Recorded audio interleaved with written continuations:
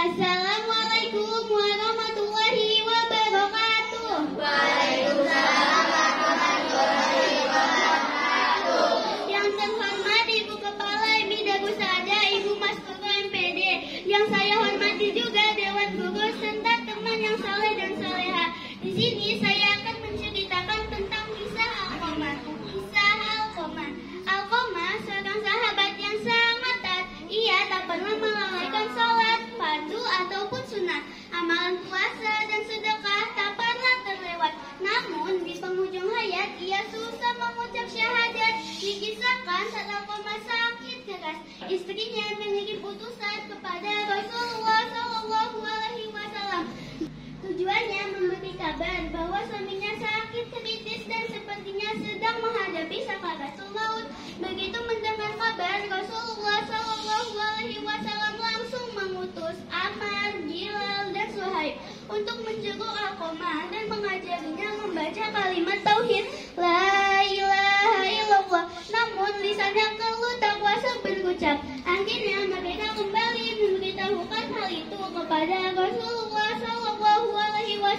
Beliau berkata, apakah di antara kedua orang tuanya masih ada yang hidup? Disampaikan kepadanya, ada wahai Rasulullah, ibunya, ia sudah sangat sepuh. Rasulullah SAW meminta, temuilah ibunya, sampaikan jika engkau masih kuat, datanglah kepada Rasulullah. Jika tidak, diamlah di rumah dan Rasulullah yang akan menemuimu. Singkat cerita, utusan Rasulullah SAW pun bergegas menemuinya. Setiba di hadapan Ibunda Alqamah, sang utusan langsung menyampaikan pesan tadi. Ibu, Rasulullah memanggilmu untuk datang ke rumah Rasulullah. Atau kalau kau tidak bisa datang, maka Rasulullah yang akan menemuimu. Biarlah aku sendiri yang menemui Nabi. Aku lebih berhak menemuinya, jawab Ibunda Alqamah. Dengan bantuan tongkatnya, Ibunda Alqamah berangkat menemui Nabi SAW. Setibanya ia mengucap salam dan dijawab oleh Nabi SAW. Kemudian baginda Nabi bertanya, wahai Ibunda Alqamah, jujurlah kepadaku. Jika berbohong, wahyu Allah akan turun kepadaku. Bagaimana keadaan anakmu? Dia menjawab, wahai Rasul, anakku itu rajin sholat, rajin puasa, dan banyak bersedekah. Lantas bagaimana keadaanmu dengannya? Desak Rasulullah SAW. Aku tidak suka kepadanya karena ia lebih mementingkan istrinya dan durhaka kepadaku. Aku murka terhadap anakku Rasulullah. Rasulullah, engkau tahu, semenjak anakku itu menikah, memiliki seorang istri, dia lupa terhadapku. Dia mengabaikanku, tidak lagi sayang denganku, kata sang ibu dengan nada yang sangat tinggi. Rasulullah berkata, maafkan wahai ibu, maafkan anakmu wahai ibu. Apa kata Ibu Alqamah?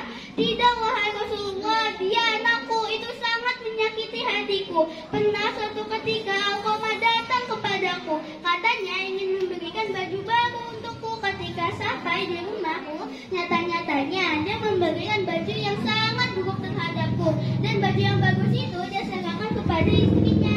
Ia katakan, baju bagus ini hanya untuk istriku wahai ibu.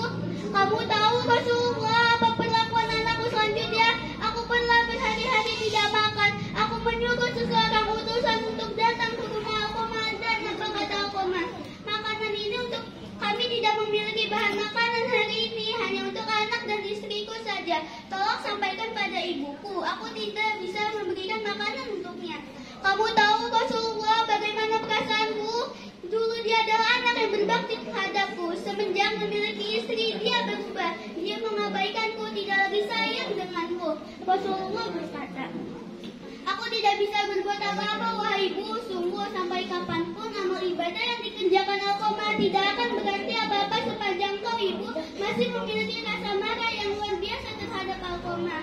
Wahai Rasulullah, dia anakku. Hatiku tetap tak tega melihat mengubahkan tubuhnya, apalagi di depan mataku sendiri, rajuk sang ibunda Alqamah. Wahai ibunda Alqamah, azab Allah itu lebih berat dan lebih kekal. Jika kau ingin Allah mengampuninya, maka ridhoi dia. Demi zat yang menggenggam jiwaku, salat, puasa, dan sedekah Alqamah tidak ada manfaatnya selagi kau masih murka kepadanya, kata Rasulullah SAW panjang lebar. Wahai Rasulullah, di hadapan Allah, para malaikatnya, dan seluruh kaum muslimin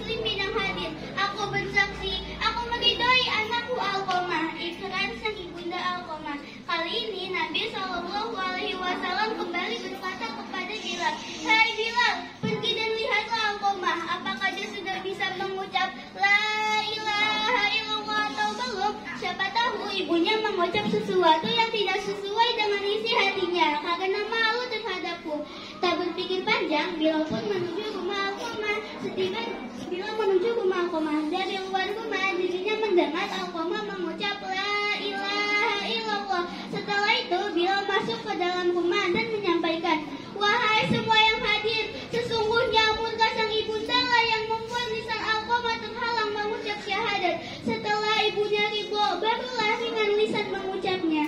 Pada hari ini juga Alqamah mengembuskan nafas terakhir dan siang kabar kematiannya, Rasulullah Shallallahu Alaihi Wasallam pun hadir bertazkiah.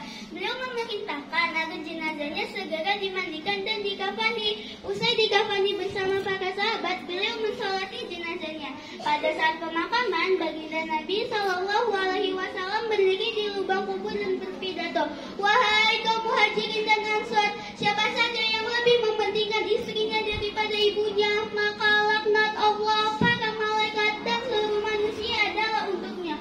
Allah tidak akan menerima kebaikan dan keadilan kecuali yang bertobat kepada Allah, memperbaiki sikap terhadap ibu, mengajar ridho ibu. Sungguh, ridho Allah berada pada ridho ibu, murka Allah juga berada pada murka ibu." Wassalam.